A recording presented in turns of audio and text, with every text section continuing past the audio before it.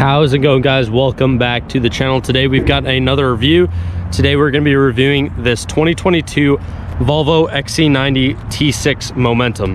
Now, before we get into this review, I did just want to give a quick shout out to Smythe Volvo of Summit, New Jersey for letting me drive this new 2022 XC90 T6 Momentum. If you are interested in any of their new certified pre-owned or used inventory, definitely check out their website. Again, the link's going to be in the description down below. But anyways, now talking about this XC90. So the XC90 is pretty much the largest vehicle in Volvo's lineup, and I really love the onyx black exterior paint color that this one is finished in. It's pretty much just a standard metallic black, but it does look very sleek and really complements the Volvo's body lines.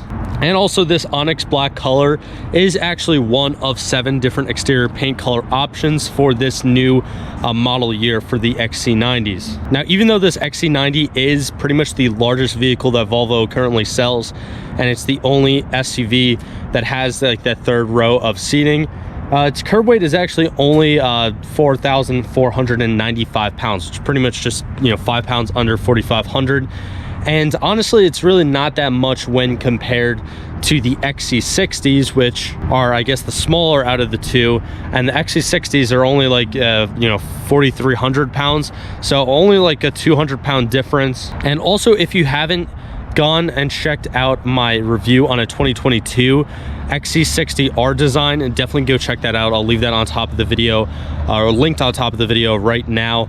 But it should definitely be posted on my channel before I post this review. But a lot of things that I pretty much said about that SUV are going to carry on with this new XC90. Pretty much just the main difference between the two is, again, that this one is the larger of the two. It's the largest out of Volvo's current lineup, and it does have that third row seating in the back. So now, also staying on the topic of the size of this SUV, I guess you could say this is probably like a mid to full size SUV. And its height is actually 69.9 inches. It has a length of 195 inches, a wheelbase of 117.5 inches, and ground clearance just under 9 inches of 8.8 inches worth of ground clearance. So I believe the ground clearance was actually the same for the XC60 as well as the fully electric XC40 pure electric that I did a review on as well. Also, another thing that is similar across pretty much Volvo's entire lineup, this SUV does come with fully independent suspension all the way around, as well as a double wishbone suspension design compared to your more traditional McPherson style strut suspension. And also, moving on to the wheels and tires for this specific XC90, you can see the 6-spoke design for these Volvo factory wheels, and these are actually the kind of standard 19-inch Volvo wheels. Now, opening up the hood on this new 2022 XC90 T6 Momentum, you can see the turbocharged double overhead cam, 4-valve per cylinder, 2-liter inline 4-cylinder engine, which is pretty much, I believe, the same exact engine that came in the 2022 XC60 B6 R design that I previously reviewed. However, and this is actually one thing I have a question for you guys. If any of you guys are Volvo enthusiasts, definitely let me know down in the comments below. I actually am not sure if this is technically a mild hybrid or just a regular internal combustion engine vehicle. I'm pretty sure it is. It only gets its power from this engine. But I do know that the new XC60s, specifically the one I did a video on, was a mild hybrid, which pretty much means that it wasn't plug-in, but there was 2 additional electric motors that kind of just gave it a little bit more power, barely even noticeable.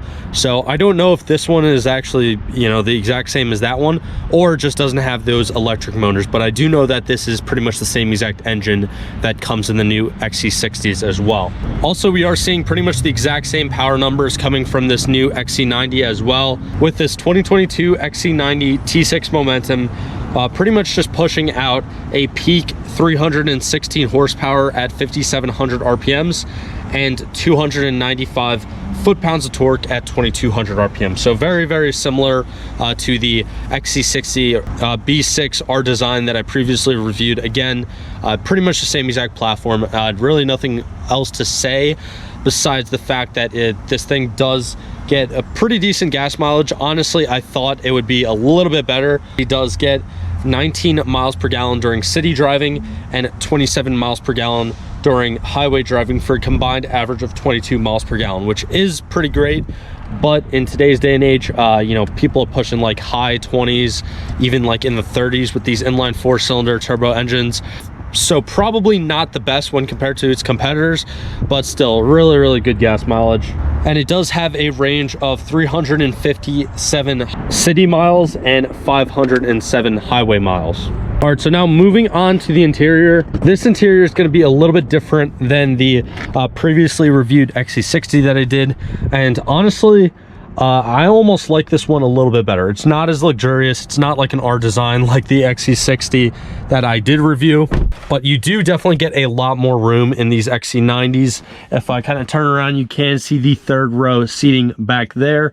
Also, the third row does come down for added storage space, but even with all 3 rows up, you still have a ton of storage space. But looking around the interior, I really love this wood trim that you don't really get on the, you know, XC60s, or at least the new XC60s.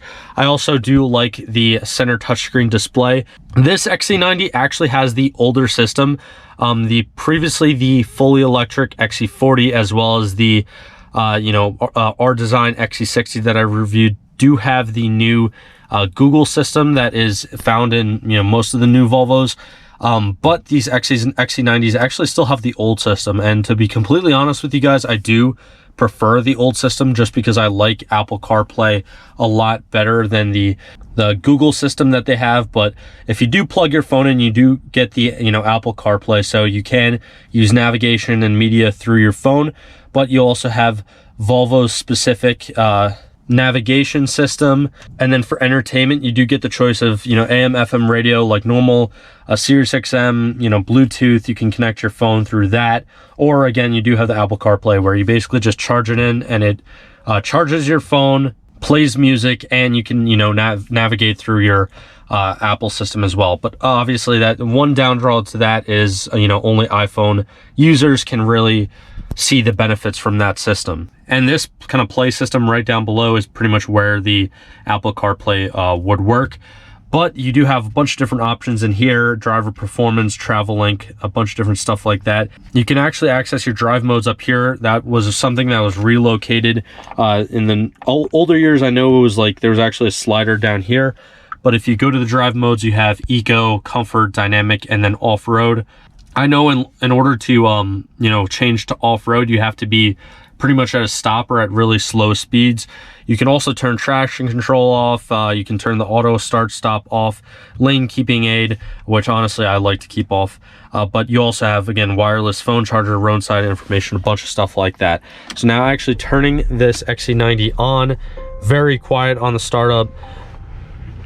Does also have the older kind of dash display compared to the newer XC60s. Also, going on to the shifter, that is something else that they changed out. If you watch my XC60 or even the XC40 review that I did, they have like a much shorter shifter now, which is a lot more modern, and I do like it. But I also kind of like the feel of this old one. You have, of course, park, reverse, neutral, drive, and then slapping it over here, you can put it into manual mode, where, you know, shifting up, you can go between different gears, whichever gears that you like, which I think this is pretty cool. Again, I do like the newer one, but I still, you know, find some benefits with that one. All right, guys, so now driving this XC90, just going around some of the poles here in the parking lot, you can feel a little bit more of the added weight compared to the XC90, or XC60, I should say. But again, it's really not a lot. And the biggest difference that you'll see between the XC60s and the XC90s is if you're doing a lot of city driving, if you're parking in and out of tight spaces, because again, you know, the XC60s have a little bit shorter wheelbase as well as a, you know, a shorter length. But besides that, this drives very, very similar to the XC60. And shifting it over into manual mode, kind of taking off.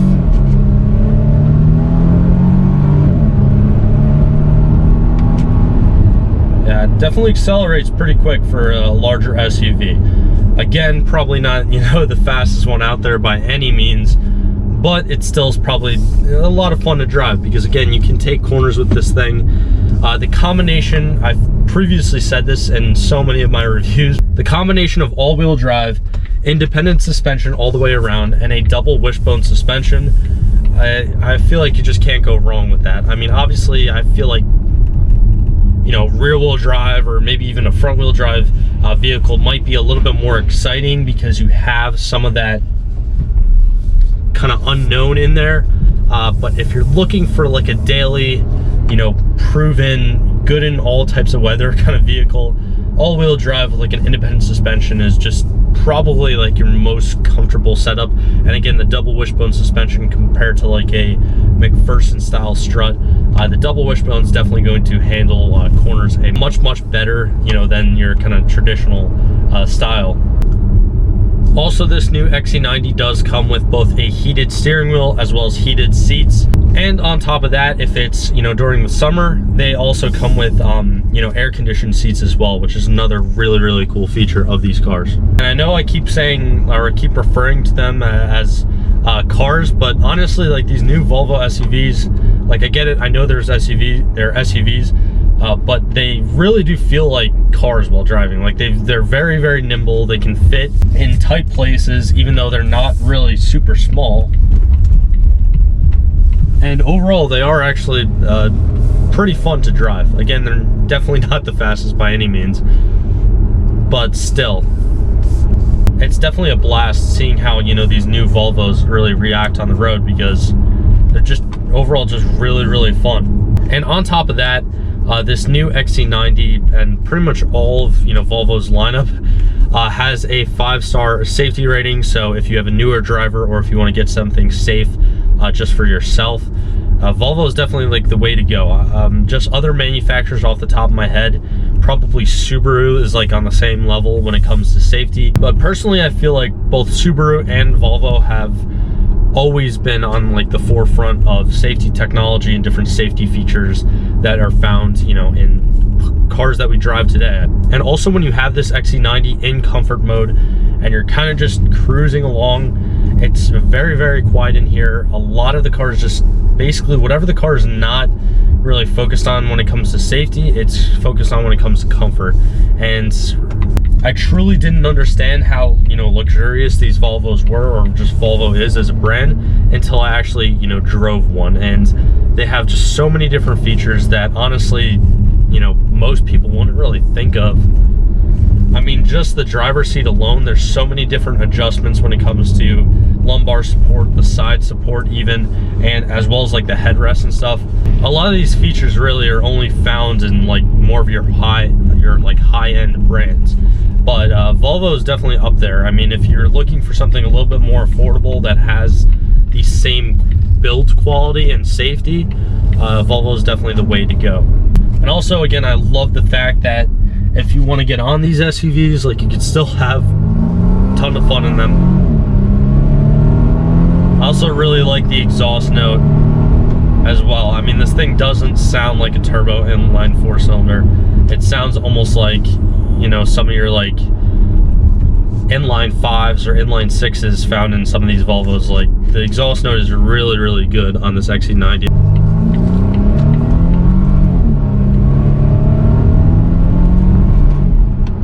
Yeah, it's really cool because when you're upshifting, you actually get, you know, some of those like upshift pops that aren't really like found in a lot of the vehicles.